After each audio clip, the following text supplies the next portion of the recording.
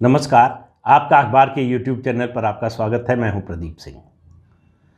एक फिल्म आई थी 1972 में, नाम था विक्टोरिया नंबर 203। आप लोगों में से बहुत से लोगों ने देखी होगी। जिन्होंने नहीं देखी होगी उन्होंने कभी रेडियो पर या कहीं गाना जरूर सुना होगा उसका, दो बेचारे बिना सहारे। ये गाना गाते हैं प्राण और अशोक कुमार। फिल्म में सारा बानू भी हैं, नवीन निश्चल भी हैं और कई बड़े बड़े कलाकार हैं। लेकिन ये गाना आज किस संदर्भ में इस गाने का जिक्र कर रहा हूँ, ये गाना दो लोगों पर बड़ा फिट बैठ रहा है। और दो लोगों में एक है राजनीति से, दूसरे राजनीति में सीधे नहीं हैं लेकिन परोक्ष रूप से पूरा राजनीति में आकंठ डूबे हुए हैं। तो मैं बात कर रहा हूँ बिहार के मुख्यमंत्री नीतीश कुमार और इलेक्शन स्ट्रेटेजिस्ट प्रशांत किशोर की। प्रशांत किशोर एक समय जनता दल यूनाइटेड में थे। नीतीश कुमार ने उनको राष्ट्रीय उपाध्यक्ष बना दिया था और फिर कुछ ही समय में उनको पार्टी से निकाल दिया। वो घूमते फिरते फिर ममता बनर्जी के पास पहुँचे। ये आपको पता है, वहाँ भी उनकी स्थिति ये है कि एक पैर घर के बाहर है, दूसरा पैर वो निकाल नहीं रहे हैं। लेकिन इस बात की प्रबल आशंका है कि दूसरा पैर अगर जल्दी नहीं निकाला तो पीछे से धक्का मिलने वाला है। इसके पर्याप्त संकेत ममता बनर्जी ने 18 तारीख को राष्ट्रीय कार्यकारिणी, उनकी जो नई वर्किंग कमेटी बनी है, गठित हुई है, उसकी पहली बैठक में दे दिया। और 18 तारीख को ये बैठक होने वाली थी। अब आप देखिए, टाइमिंग देखिए, क्योंकि राजनीति में टाइमिंग का बड़ा महत्व होता है। कब कौन क्या कह रहा है, कौन क्या कर रहा है और किस समय कर रहा है, उसकी बड़ी अहमियत है। 17 फरवरी यानी शुक्रवार की रात में नीतीश कुमार और प्रशांत किशोर की डिनर मीटिंग हुई दिल्ली में। नीतीश कुमार केंद्रीय मंत्री भूपेंद्र यादव की बेटी के शादी के समारोह में आए हुए थे दिल्ली। प्रशांत किशोर के मुताबिक उन्होंने फ़ोन किया उनकी तबीयत का हाल जानने के लिए। अब इतने समय बाद देखिए, और उन्होंने कहा कि उन्हें वो ओमिक्रॉन से पीड़ित हो गए थे, तो उनका स्वास्थ्य जानने के लिए मैंने फ़ोन किया तो उन्होंने खाने पर बुला लिया। 2 घंटे दोनों साथ रहे, लेकिन कोई राजनीतिक बात नहीं हुई। लेकिन अब ये उनका दावा है, लेकिन इस मुलाकात को दोनों पक्षों की ओर से प्रचारित प्रसारित किया गया। दोनों पक्ष अलग अलग जगहों को संदेश देना चाहते हैं। ये दरअसल दो बेचारे ऐसे हैं, जैसे इनकी मनस्थिति ऐसी है जैसे शाख से टूटे हुए पत्ते की होती है। अब ये दोनों की महत्वाकांक्षा इतनी है कि ये खाद तो बनना नहीं चाहते। आमतौर वैसे होता तो यही है कि एक बार शाख से पत्ता गिरा तो फिर वो खाद ही बनता है मिट्टी में मिलकर। लेकिन ये दोनों खाद बनने को तो तैयार नहीं है किसी के लिए भी, न संगठन के लिए, न देश के लिए, न समाज के लिए। ये फिर से किसी जो है शाख से जुड़ना चाहते हैं, जो कि प्रकृति के नियम के विरुद्ध है। तो वो मुश्किल काम, लेकिन कोशिश करने में क्या हर्ज है। इन दोनों लोगों की कोशिश की बात करें उससे पहले ज़रा देख लेते हैं प्रशांत किशोर की स्थिति क्या है। पश्चिम बंगाल में प्रशांत किशोर तृणमूल कांग्रेस के लिए काम कर रहे हैं लोकसभा चुनाव के बाद से, और जो विधानसभा चुनाव में विजय हुई है उसका श्रेय उन्होंने लेने की भरपूर कोशिश की, लिया भी। मीडिया को मैनेज करना जानते हैं। तो इतनी लोकप्रिय जुझारू नेता ममता बनर्जी से ज़्यादा श्रेय उनको मिल गया। जो लोग उनको प्रशांत किशोर को श्रेय दे रहे हैं वो भूल जा रहे हैं कि प्रशांत किशोर के बिना भी ममता बनर्जी 2 बार चुनाव जीत चुकी हैं 2/3 बहुमत से। लेकिन भाई जो है इस तरह का जो मीडिया मैनेजमेंट करते हैं उन लोगों का कोई जवाब नहीं होता। वो किसी खबर को क्या से क्या बना सकते हैं। तो ममता बनर्जी और अभिषेक बनर्जी, मैंने पिछले वीडियो में आपसे कहा था कि ममता बनर्जी अभिषेक बनर्जी से कितना भी नाराज़ हो जाए, उनके भतीजे हैं, उनको एक तरह से उन्होंने अपना राजनीतिक वारिस जो है अपरोक्ष रूप से घोषित कर दिया है। तो उसके बाद वो उनके खिलाफ, उनसे नाराज़ कितना भी हो जाएं, लेकिन उनको पार्टी से बाहर या उनको हाशिए पर नहीं धकेल सकती, क्योंकि किसी और को वो अपनी राजनीतिक विरासत सौंपने के बारे में सोच भी नहीं रही हैं। पार्टी में उनके चाहे जितने बड़े विश्वस्त नेता हों, साथ संघर्ष किया हो, कितनी भी वरिष्ठता हो, उनकी राजनीतिक समझ हो, लोकप्रियता हो, उनका जनाधार हो, लेकिन उनके लिए अभिषेक बनर्जी ही उनके वारिस हैं। तो इसलिए उन्होंने पिछली बार जब पुनर्गठन किया था पार्टी की वर्किंग कमेटी का, तो सारे पदाधिकारियों को हटा दिया था, यानी पूरी जो पदाधिकारियों की फौज थी सबको भंग कर दिया था। उसके बाद जो है ये कयास लगाया जा रहा था कि होगा क्या अभिषेक बनर्जी फिर से महामंत्री बनेंगे। तो जो ये सोच रहे थे, सवाल उठा रहे थे क्या बनेंगे, उनको शायद जो है ममता बनर्जी का न तो स्वभाव मालूम है, न उनकी राजनीति मालूम है, न उनका परिवार के प्रति जो लगातार बढ़ता हुआ मोह है उसके बारे में कोई समझ है। तो अभिषेक बनर्जी फिर से महासचिव बन गए, उनको बनना ही था। लेकिन मैसेजिंग जो हुई है, सौगत राय पार्टी के वरिष्ठतम नेताओं में से एक और डेरेक ओब्रायन पार्टी का पिछले 5, 7, 10 सालों में सबसे प्रमुख चेहरा बने। राज्यसभा में पार्टी के नेता, ममता बनर्जी दिल्ली आती हैं तो मीडिया से बात करने के लिए, मिलने के लिए लोगों से उनके घर पर आती हैं। इससे आप अंदाज लगा लीजिए डेरेक ओब्रायन की स्थिति क्या थी पार्टी में। ममता बनर्जी ने उनको पदाधिकारी तो छोड़िए, उनको वर्किंग कमेटी का सदस्य भी नहीं बनाया। इन दोनों नेताओं को क्यों नहीं बनाया?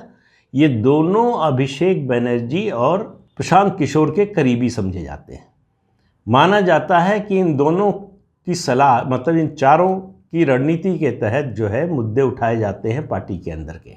वन मैन वन पोस्ट हो, या फिर अभी जो स्थानीय निकाय के चुनाव हुए उनमें उम्मीदवारों की अलग सूची की बात हो, वरिष्ठ नेताओं को किनारे लगाने की बात हो, ये सब इन 4 लोगों का विशेष उसमें योगदान रहता है। तो ममता बनर्जी ने 2 संकेत दिए इस पुनर्गठन से। एक कि बॉस वही है, वो अभिषेक बनर्जी को अपना उत्तराधिकारी तो मानती हैं, लेकिन अभी उत्तराधिकार सौंपा नहीं है। अभी सारा कंट्रोल उन्हीं के हाथ में है, तो पार्टी उसी तरह से चलेगी जैसे वो चाहेंगी। अभिषेक बनर्जी की इच्छा का ख्याल रखा जाएगा, लेकिन अगर टकराव होगा, अभिषेक बनर्जी की इच्छा, ममता बनर्जी की इच्छा, इसमें टकराव होगा तो प्रिवेल करेगी ममता बनर्जी की इच्छा, वही चलेगी। और वही हुआ है। इन 2 नेताओं को किनारे किया गया। अभिषेक बनर्जी कुछ बोल नहीं पाए और कुछ कर भी नहीं सकते। उनको मालूम है कि ममता बनर्जी जो है इस मामले में कुछ सुनने वाली नहीं है। तो कोई आश्चर्य नहीं है कि आने वाले समय में डेरेक ओब्रायन को राज्यसभा की लीडरशिप से, जो राज्यसभा में वो पार्टी के संसदीय दल के नेता हैं, वहाँ से हटा दिया जाए। होगा कि नहीं ये तो पता नहीं है, लेकिन ये इतना तय है कि ममता बनर्जी की नज़र से डेरेक ओब्रायन फ़िलहाल तो उतर गए हैं। फिर कोई बात हो जाए, ऐसी कोई घटनाक्रम हो जाए, फिर से जो है उनकी स्थिति बदल जाए, वो अलग बात है। लेकिन अभी बात हो रही है प्रशांत किशोर और नीतीश कुमार की। प्रशांत किशोर को मालूम है कि उनके दिन तृणमूल कांग्रेस में पूरे हो चुके हैं। अब वो खुद निकलने की बजाय धक्के का इंतज़ार कर रहे हैं, और ज़्यादातर जगह उनके साथ ऐसा ही हुआ। वो हटने की बजाय हटाए ही गए, या तो सीधे सीधे या परोक्ष रूप से संकेत दिया गया कि अच्छा अब आप निकल लीजिए। तो प्रशांत किशोर ने कहा कि अभी नीतीश कुमार के साथ कुछ करने का इरादा नहीं है, प्लान नहीं है। नीतीश कुमार ने भी इसी तरह के संकेत दिए। दरअसल दोनों मुश्किल में। नीतीश कुमार 2012 से आप नीतीश कुमार को 3 हिस्सों में देखिए मोटे तौर पर। वैसे तो कई हिस्से हो सकते हैं उनके जो है उनका जो व्यक्तित्व है उसके, लेकिन 3 में देखिए। एक, जब वो जॉर्ज फर्नांडिस के साथ उन्होंने मिलकर समता पार्टी बनाई, जनता दल से निकले, उसके बाद का हिस्सा। उसके बाद मुख्यमंत्री के रूप में 2005 से 2013 तक का, जब उन्होंने मोदी को चैलेंज करते हुए मोदी के प्रधानमंत्री पद का उम्मीदवार बनने का मुद्दा बनाकर जब उन्होंने एनडीए से नाता तोड़ लिया। और उसके बाद फिर जब वो लौट कर एनडीए में आए, जब से लौट कर आए तब से वो जल बिन मछली की तरह से जो है वो तड़प रहे हैं।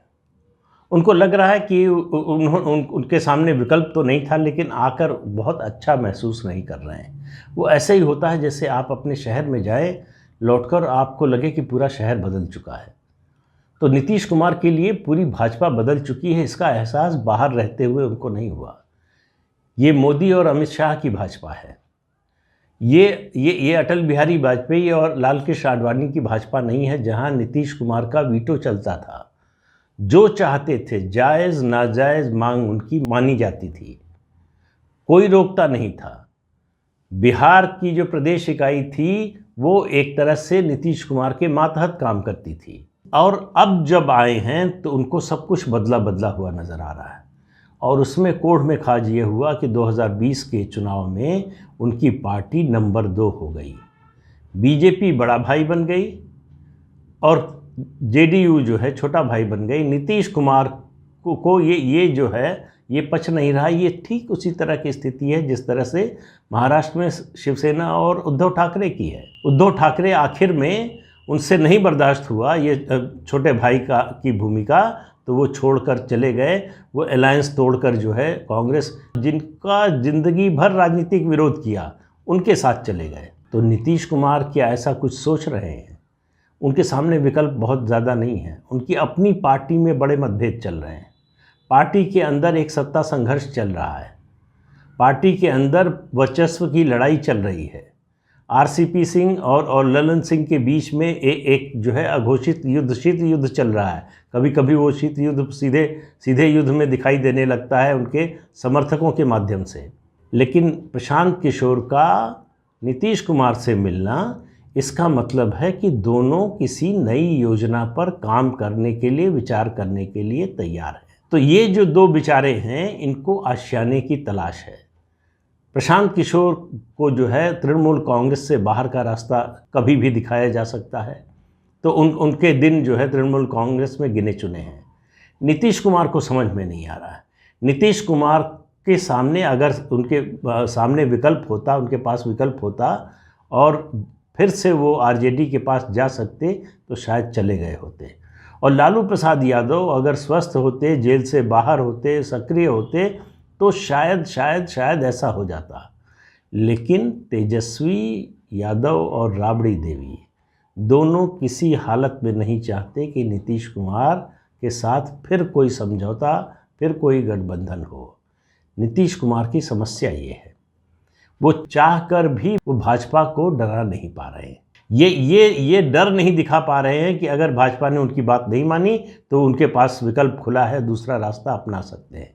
अब वो रास्ता बंद हो चुका है। जा सकते हैं, राजनीति में असंभव कुछ नहीं होता। मैं ये नहीं कह रहा हूँ कि यह संभव है कि वो न जाएं, लेकिन जो वहाँ जाने पर उनकी स्थिति आज जो भाजपा में एनडीए में है, उससे बहुत बुरी स्थिति होगी। और उनके सामने उसके बाद वहाँ जाने के बाद राजनीति से संन्यास लेने का ही विकल्प बचेगा। तो प्रशांत किशोर को नया आशियाना चाहिए। हर कुछ समय बाद उनको मालूम है कि जहाँ वो जाते हैं वहाँ उनको एक्सपोज होने में ज़्यादा देर नहीं लगती। तो उसके बाद उनकी महत्वाकांक्षा जो इतना ज़ोर मारती है कि जिस घर में गए हैं उस घर के लोगों को लगता है कि ये तो आए थे हमारे घर को ठीक करने, ये तो घर पर कब्जा करना चाहते हैं। तो इसलिए उनको बाहर का रास्ता दिखाया जाता है। उनकी जब ये मंशा जाहिर होने लगती है, दिखाई देने लगती है, तब उनको बाहर का रास्ता दिखाया जाता है। तो प्रशांत किशोर और नीतीश कुमार की ये मुलाकात, हालांकि नीतीश कुमार के करीबी या कहें कि प्रशांत किशोर के करीबी मीडिया में कुछ लोग जो है ये बताने की कोशिश कर रहे हैं कि नीतीश कुमार भाजपा को मैसेज दे रहे हैं। नीतीश कुमार भाजपा को क्या मैसेज देंगे? नीतीश कुमार अपनी पार्टी के अंदर मैसेज नहीं दे पा रहे हैं। नीतीश कुमार अपनी पार्टी के अंदर अशक्त महसूस कर रहे हैं। आरसीपी सिंह अब उनकी कितनी सुनते हैं ये बताना बड़ा कठिन है। जो आज से दो साल पहले स्थिति थी, वैसी स्थिति आरसीपी और नीतीश कुमार के संबंधों में नहीं रह गई है। ललन सिंह को लग रहा है कि उनको जितना मिलना चाहिए था नहीं मिला, जो मिला वो बहुत कम है। तो ये जो असंतोष है, बाकी नीचे के लोगों को समझ में नहीं आ रहा है कि किसके साथ रहें, पार्टी में कौन सा गुट है, आरसीपी गुट के साथ रहें कि ललन गुट के साथ रहें, या किस तरफ जाएं। तो जेडीयू की स्थिति जैसी है वैसी ही प्रशांत किशोर की है। लगभग सब घर घूम आए हैं, तो पूरा चक्कर लग चुका है, तो चक्र पूरा हो गया है।